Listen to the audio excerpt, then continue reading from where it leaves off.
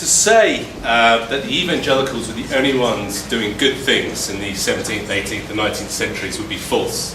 The Anglo-Catholics were doing a lot of great things. There was a group called the Hackney Phalanx. It's a funny name, Hackney's a place. And these people would move into slum areas, and they were rich, educated people, and they'd move into slum areas and live there in the slums with the people so they could relate to them and serve them. They built churches and they gave education. So they were doing great things. And also to say that our heroes, they weren't faultless. They made mistakes. They were humans. However, a great deal of good came from this movement, and this is what I'd like to speak about today. That's my disclaimer.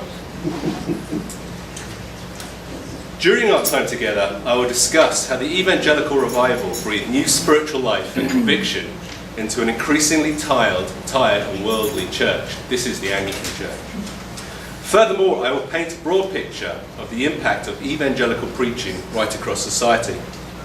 I will argue that through the power of the Holy Spirit, the evangelical movement, primarily through preaching and living out their faith, injected life and passion into a sleepy, docile, indifferent, complacent, and self-seeking church. Evangelical leaders motivated the power of Britain to wake up from their spiritual slumber, embrace the gospel, and actively devote their lives to loving God and loving their neighbour as themselves, regardless of culture, class, and spiritual needs. And this was revolutionary. This was 200 years ago, where you didn't speak to the person who was up the pecking order. Lower class just wouldn't speak to the upper class. They weren't allowed. There was no law, but it was just a given.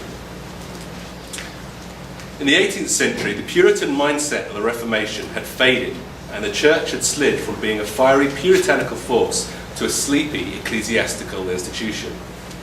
The clergy kept the wheels turning, yet pastoral care was limited.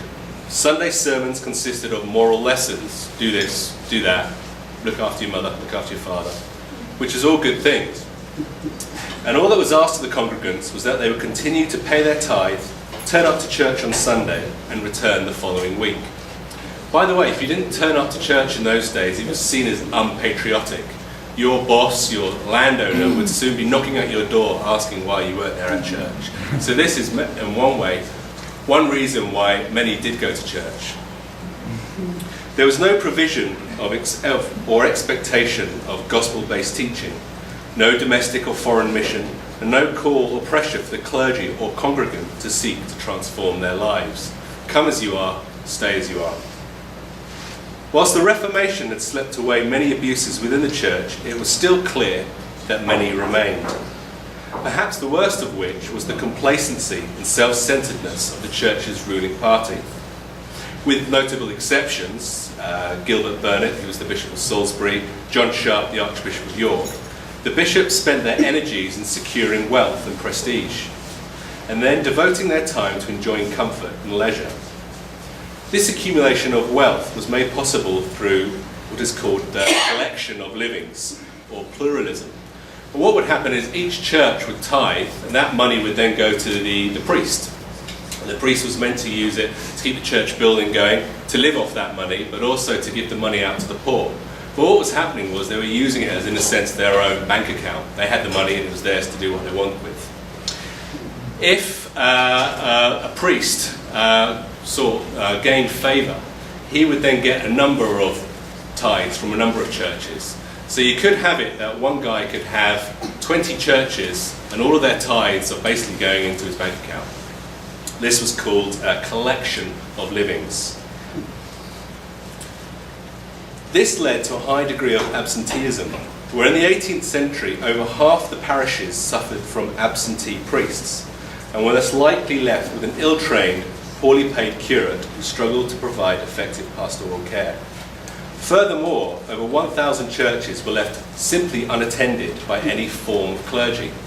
Because this one guy, he couldn't be in 10, 15, 20 churches, even if he wanted to be. It was unlikely that he did. So what he would do is he would get all the money in, and then he would get a poorly paid curate to come in and do the work for him. During the winter of 1771, the Archbishop of Canterbury gave a series of balls and fashionable parties at his palace. The extravagance of expense and the mirth indulgences of the guest were a sad reproach to religion. This is the guy here, by the way. The Countess of Huntingdon, who's a goodie, obtained a private interview with the Archbishop and his wife, and courteously but firmly remonstrated with them concerning their improprieties. So basically they were having big balls, they were having big parties, they were extravagant, people perhaps drank a little too much, and there was all sorts of stuff going on. When she went up to him, His Grace became violently angry, and his wife ridiculed the Countess in all fashionable circles. Whilst the partying went on as before, they simply tried to turn her name into mud. The Bishop of Winchester earned £50,000, whilst a humble curate, which is a deacon assistant minister, earned £60 or less. That's 833 times less than the bishop. If the church's income had been evenly allocated, no one would have been in need. As it was, a few were living in fabulous wealth, whilst half the deacons were struggling to survive. Put that in today's calculations. If a humble curate earned $35,000, that would bring the Bishop of Winchester at earning $29 million a year. The image of a greedy, self-interested, social-climbing bishops and clergy were portrayed in characters in novels such as Mr. Collins in Jane Austen's Pride and Prejudice.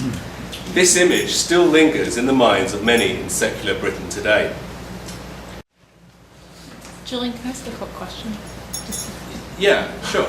No. No. Well, just related to that, Jane Austen, she's the daughter of a clergyman. That's so right. Was she trying to kind of critique this? Absolutely. Okay. But she had insight. I mean, she was a believer by all. Yeah. Oh, yeah. And so she was, as a believer, looking at it saying, this is not good. Oh, yeah, absolutely. Okay. Absolutely. I mean, the way she portrayed him was exactly like that. Yeah. I mean, this is just one clip. I'm sure maybe you've seen the film, but all the way through, he's this bumbling idiot who's just sort of chasing after anyone with money and power. Yeah. You know, and he's not a bad guy, but he's just like in Britain at the time. The way that you ascended the social ranks, you know, the higher class didn't mingle with the lower, and to have to marry someone of lower class or even associate them was just a complete no-no. So like Prince William now, sort of marrying Kate Middleton would be absolutely unthinkable. But at this time, so the way that people, you'd have an aristocrat, his son would inherit the estate. The second one, I think, would become someone like a barrister or a lawyer, a profession like that. The third one would join the army, and the fourth one would become a priest. So it's just kind of like they'd just put them in. And the fifth one would come to America. That's right. That's right.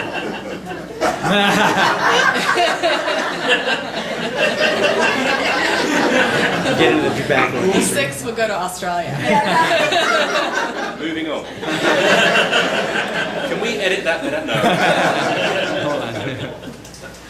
As Mormon states, the complacency of the bishops left the church spiritually rudderless at a time when spiritual leadership was desperately needed.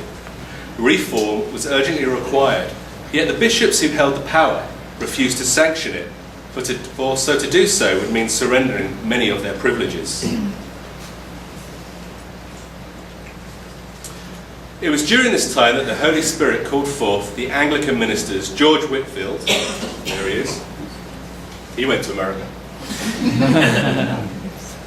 and John Charles Wesley. Here they are. This is John, this is his brother Charles. John, by the way, went to America. It was an absolute disaster. He went over, and that's another story. But he went over, and Charles, he wrote 6,000 hymns, the words of 6,000 hymns, many that we have actually sung at Christ Church.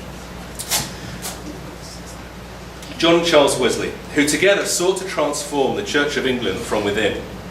All three were appalled at the indifference and licentiousness of the society they saw around them, and they were determined to revitalise the church's spirituality, so that in turn it would awaken that of the nation. The movement, derogatively called the Methodists, sought to equip and train honest, God-loving, God-fearing men who could preach zealous sermons in order of the dry homiletic sermons that were being churned out every Sunday. The new way of preaching gospel-charged, challenging sermons served to bring the hearts and the minds of the congregation back to life. Both John Wesley and Whitefield travelled thousands of miles on horseback, preaching to large crowds in churches. And when church doors were closed on them, they preached out in the open to crowds consisting of thousands of people. John Wesley was an ordained Anglican minister, but as soon as he stopped towing the line, he was kicked out. It was at some point, the only place that he could preach was on his father's gravestone. That was the only place that he actually was able to preach. People wouldn't kick him off that. But Whitefield went out into the open and preached to thousands of people, which I'll say in a minute. John Wesley didn't want to, initially it was a bit vulgar, but he eventually came around to that idea and had great success. Once good, strong evangelical preaching was heard, it inspired people to embrace a love of God and a love of neighbour with a new vigour.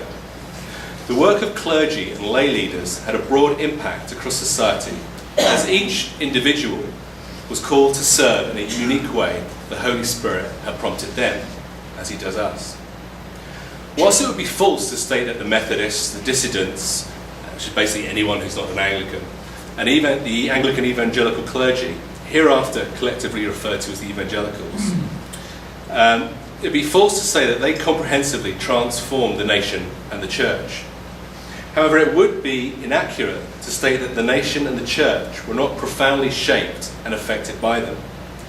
For it is through the evangelical movement that slavery within the British Empire was abolished, Sunday school education and programs for the poor, imprisoned, and socially abused and outcast were established, and the cultural acceptance of moral dissolution and corruption were replaced by a desire for sobriety, discipline, moral earnestness, and decency. Furthermore, it was through the movement that the church was reminded that it was ordained to feed Christ's flock and not feed off them.